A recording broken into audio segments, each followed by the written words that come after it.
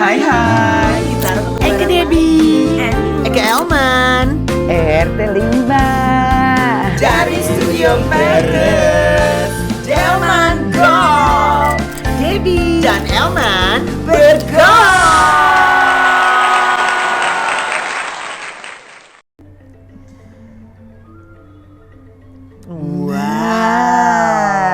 Kita Makassar, Shanghai, apa sih Indang? Indang namanya paket menggibung seafood. Oke, terus Adindul apa sih laguna? Indang apa sih? Ini sate ayam bawah pohon. Oke, Indang. Ini sayur daun nangka. Hei, daun belimbing. Masa sih? Daun belimbing Indang. Udah berubah berarti daun belimbing. Enggak, emang dari awal daun belimbing. Belimbing dong harusnya ye. Sup sari segar. Sari segar. Seger jadi kayak rasanya seger. Makanan Bali ini Ember ya. ala-ala Bali di Bali Timbungan. Yeay. Yuk mari mulai Makassar. Iya Indang nasionalnya. Nasional Indang. Putih Rai. Nah, oke deh.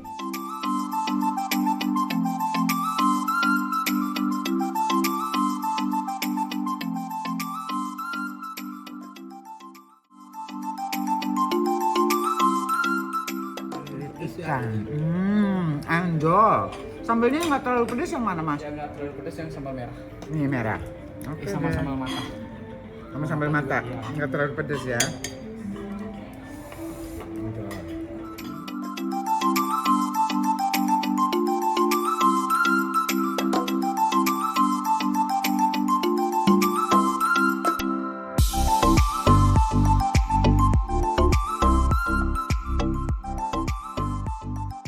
Hai. Kita ketemu lagi di Delman Delman Go. Go. Aku Debbie Hartian. Eke Emansipasi. Dan ada Ayla Dimitri. Hai, halo. Sekarang kita undang orang yang dari generator Eke. Dari generasi gue. Tadi kan generasi Eke. Jadi Ayla Dimitri. Ayla ini adalah putrinya dari teman Eke, say. Siapa sekali? Ibu Dian Tanjung. Oh, cucu ya. Dian Tanjung kan Pragawati. Pragawetes. Living Eke. Sekarang ini anaknya. Anakondanya adalah seorang content creator. di dalam bidang fashion. Fashion and lifestyle. Fashion and Bedanya apa sih fashion and lifestyle? Karena lifestyle tuh cakupannya luas. Jadi fashion sama bisa ada beauty, bisa ada makeup, bisa ada travel, bisa ada skincare, I see. bisa ada moms, ya, lifestyle. Oh, iya. Gaya hidup cenah. Olahraga. Olahraga tuh termasuk lifestyle. Gitu. Oke, sekarang kita ngobrol sama Ayla. Ayla cerita dulu masa kecil ye, lahir besar di Mande. Oke, aku lahir di Jakarta, besar di Jakarta. Especially Jakarta Selatan.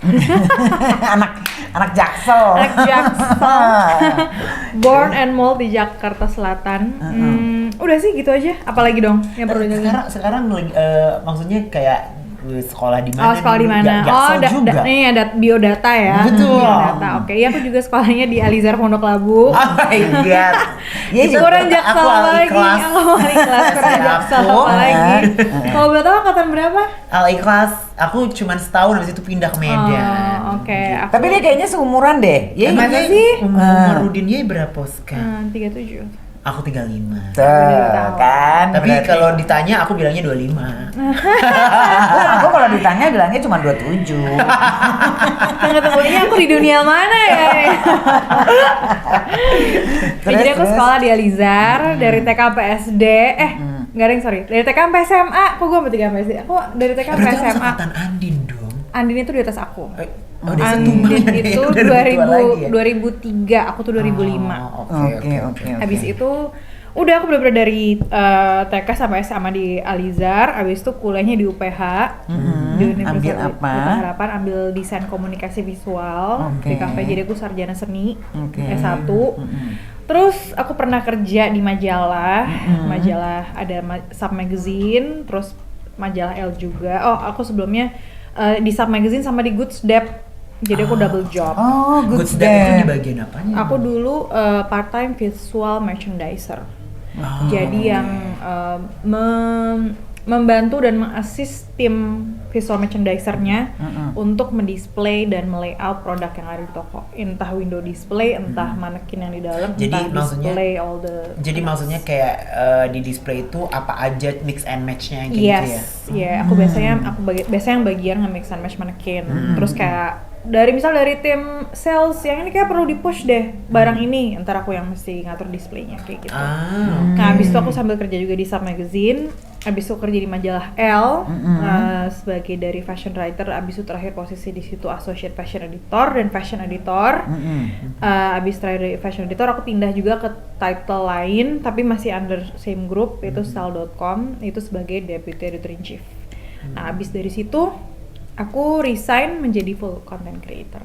Nah, kok Seperti itu. dari sekian banyak profesi yang kamu tekuni itu, mana menurut kamu yang paling menyita waktu kamu?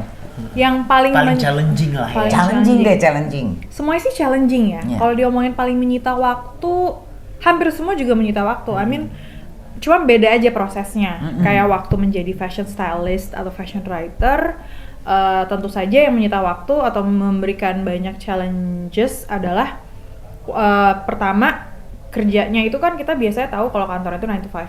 Tapi di situ enggak, kayak 9 to 10, 9 to 11, which is kayak kerja is more than that, itu window gitu. Kadang lembur sampai setengah 1 kayak gitu. Terus challengesnya juga kalau di situ kan ya fashion industry kan it's very dynamic. It's not as glamorous as what people see gitu kan.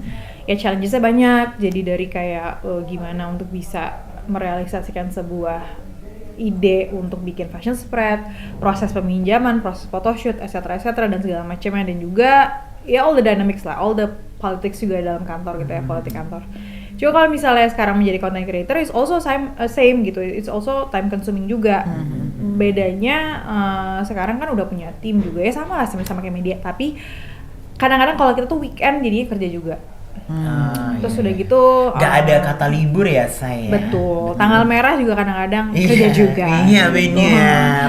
Terus travelingnya lebih banyak yang waktu sebagai content creator, tapi waktu sebagai di media juga banyak banget travelingnya. Jadi sebenarnya sih about the same, is just different channel aja. Iya. Gitu. Sama kreativitasnya sekarang kayak digenjot, yuk gitu. Kalau di kantor kan kreativitas itu biasanya maksudnya dapat dari atasan, dia mau begini gitu, terus dia akhirnya kayak kita harus bisa mentranslatekan lah apa yang dia mau. Kalau sebagai content creator nih, itu tuh cari ilhamnya gimana? To have an inspiration. Zen ya Neb. Jadi Zen yoga. jadi emang mesti benar-benar mengolah sense-nya dengan benar sih, mesti gini. Kalau misal mungkin dulu kalau di media itu sih benar. Jadi kan kalau di media itu kita punya 1 tahun punya plan, editorial plan-nya apa, Januari sampai Desember temanya per temanya, kita tinggal pick and choose apa yang cocok buat di edisi itu gitu kan. Nah, kalau misal sebagai content creator, kita mesti bener-bener melek sama kayak apa yang sedang terjadi, what's going on, trennya apa, udah gitu apa yang menarik, audiensnya sekarang sukanya apa, terus di-combine sama ini loh, kontennya Ayla tuh maunya kayak gini, tetap dari angle kita, tapi kan kita juga harus menyesuaikan gitu kan. Nah, bagian menyesuaikan itu sih yang kadang-kadang menjadi challenge gitu, kayak aku selalu mikir kayak iklan nanti kan. Oke, sorry. Terus aku tuh selalu mikir kayak misalnya itu topik itu menarik banget, tapi audiens lagi suka tuh kontennya yang misalnya yang short aja, atau main storytelling atau yang apa-apa. Jadi dari yang idenya Ayla yang masih kembali lagi harus disesuaikan dan dialter lagi untuk bisa diterima sama audiens gitu. Berarti jadi content creator itu nggak mudah ya guys ya? ya, menurut kamu gimana coba? Yang tahu itu nggak mudah. Kan sekarang banyak banget nih content creator kan. Iya. Coba gimana menurut kamu ininya? Challenge-nya. Sebenarnya gini sih, aku banyak ngobrol juga sama brand, sama other content creators gitu. Mungkin kan aku udah punya yang namanya pengalaman kerja di media atau sebuah instansi apa ya? Sebuah apa ya namanya? Ya Majalah, brand. ya company lah, bilang company dengan segala hierarkinya gitu ya. Iya. Ada bos, ada sampingnya, ada sini gitu kan. Nah, itu kan mengajarkan work ethic, mengajarkan kedisiplinan, mengajarkan tanggung jawab, mengajarkan untuk bagaimana bekerja sama dan lain-lain. Nah, kalau aku lihat itu tuh menjadi bekal aku untuk bagaimana aku bekerja sampai sekarang gitu loh. Nah mungkin kalau dengan banyak content creator sekarang, yang membedakan adalah kembali lagi ke work ethic. Mungkin konten-konten ini banyak banget content creator yang memiliki konten yang menarik ya, ya kan? Yang dengan uniknya atau misalnya catchy banget, pokoknya trendy banget, pokoknya wah seru, viral lah segala macamnya. Tapi kembali lagi ketika diajak kerja sama, mereka memiliki work ethic itu enggak gitu.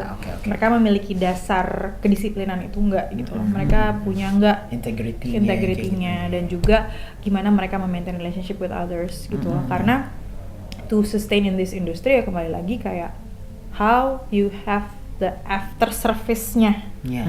Produk boleh bagus, jebret gitu ya. Tapi kalau misalnya ternyata di luar itu kurang menunjang, pasti kan akan menjadi friksi-friksi kecil. Iya sih, benar. Jadi ya kalau aku bilang bedanya apa ya mungkin kalau kita ini yang kakak-kakak secara usia udah tidak muda lagi ya mungkin kita lebih apa ya udah lebih terbiasa sama dinamikanya, udah terbiasa sama bekerja sama, jadi mungkin komunikasi kita jadi lebih utuh. Mungkin kalau yang muda-muda kan mungkin mereka dari lulus kuliah atau dari SMA udah menjadi content creator, ada beberapa bukan I won't say skill ya, tapi mungkin lebih ke ilmu yang mungkin belum diadap seutuhnya gitu. Tapi aku yakin mereka juga berjalannya waktu pasti mereka akan belajar dan juga mereka akhirnya menjadi utuh. Oke, karena banyak sekali kan sekarang kan sebenarnya content creator bermunculan ya. Apalagi content creator yang lifestyle ya gitu, yang fashion juga banyak. Lifestyle banyak banget. Kenapa fashion banyak banget sekarang. Fashion banyak banget. Yang cuma dari hobi akhirnya dibuat video, terus udah gitu dia juga banyak koleksi baju atau sepatu atau apalah itu ya dia jadi bisa banyak juga yang nonton gitu. Dan mungkin kan ada yang ya itu balik lagi ya, ada yang punya work ethic-nya nggak kayak gitu. Tapi pernah kerja bareng nggak sama orang yang kayak rese gitu? Ada nggak pengalaman kuat nih resenya nih misalnya? Ya in term of kayak on time kah atau ke apa? Itu gitu. mah ada aja sih. Ya namanya juga orang kan pasti punya plus minusnya. Kayak kerjaannya bagus banget, tapi mungkin time managementnya kurang baik. Terus atau misalnya apalagi ya kayak misalnya yang mungkin, lemot gitu kan. Gue yang lemot yang nih. Mungkin agak sedikit kayak aduh nih anak sebenarnya misalkan dia bagus tapi kok bisa dikembangin lagi. Ada bagian-bagian kayak etikanya kurang dipolish dikit nih gitu. Pasti ada aja sih. Ada aja. Terus menurut kamu nih setelah sekian lama, kamu dari tahun berapa sih jadi? 2000, kalau aku mulai Instagraman sih 2012 ya. Terus kayaknya mulai rame dikirimin baju apa gitu-gitu kayak 2013, 2014. Tapi full menjadi content creator 2015. Tapi inget nggak konten pertama kamu yang akhirnya bisa sebegede ini gitu kan pasti ada apa namanya batu loncatnya kayak gitu kan yang it's so you high up gitu. Apa tuh? Itu konten apa? fashion sih. Jadi aku waktu itu kan lagi kerja buat majalah itu kan. Terus aku biasalah photoshoot terus pinjem press rack itu tuh kayak samples dari brand yang memang digunakan untuk photoshoot gitu. Terus aku tuh lagi pinjem beberapa brand. Terus aku post aja di Instagram iseng, udah satu misalnya kayak ada sepatunya tuh dari koleksi yang belum ada di toko, tapi aku udah bisa pegang duluan, so aku foto. Terus aku post juga dulu kan zamannya hashtagnya OOTD tuh, zaman dulu banget OOTD sama WIWT ya, What I Wear Today, dulu kan sempat banget, tapi akhirnya yang gede kan sekarang si OOTD-nya.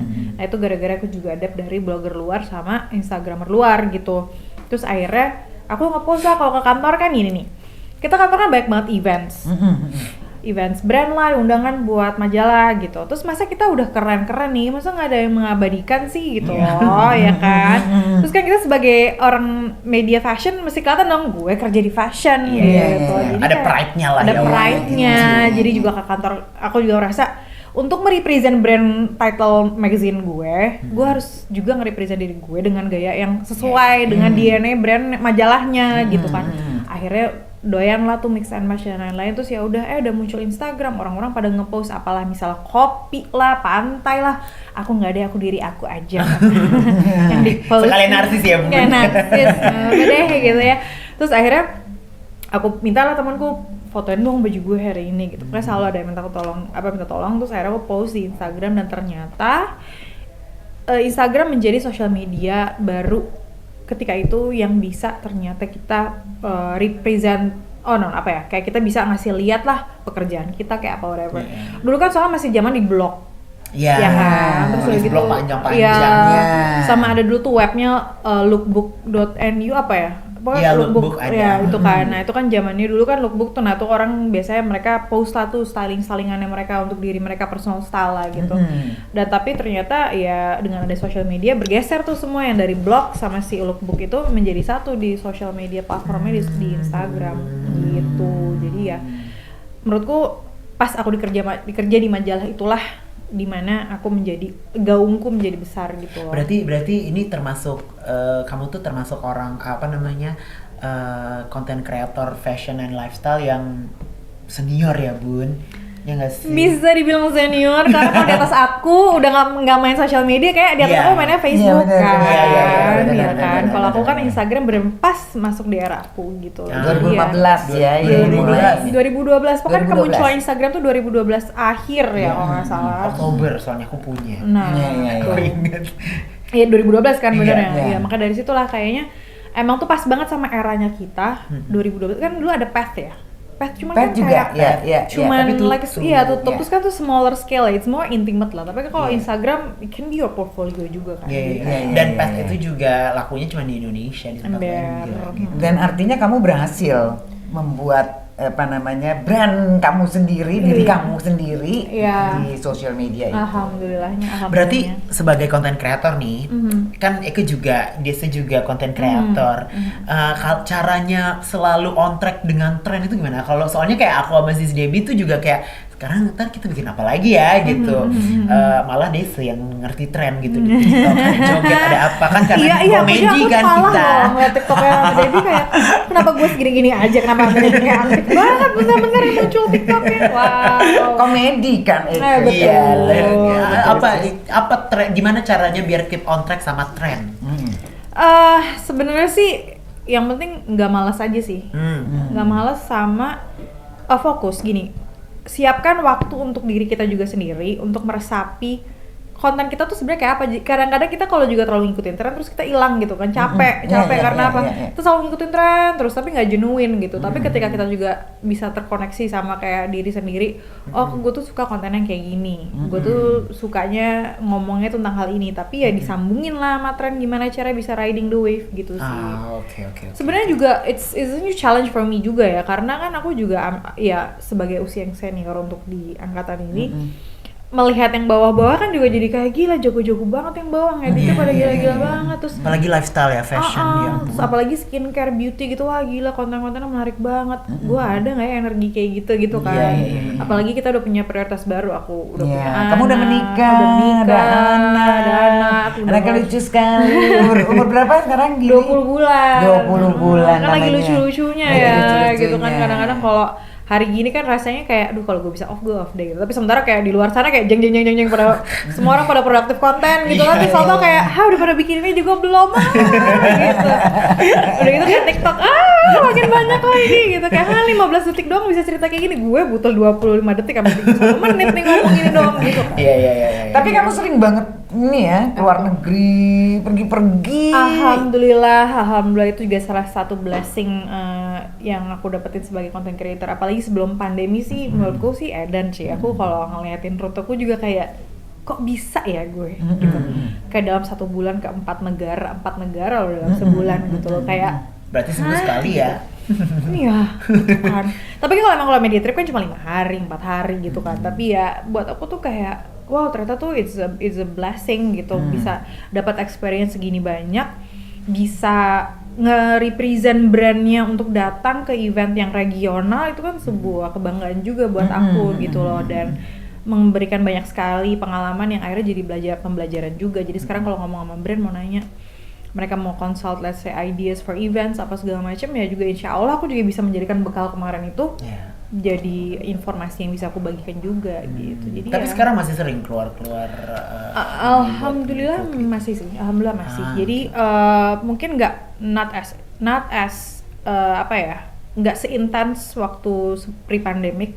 Karena pre-pandemic itu kan kayak ya gila, itu sih bener-bener I think it was the peak of the era deh, maksudnya waktu itu ya. Tapi mungkin ini akan climbing back.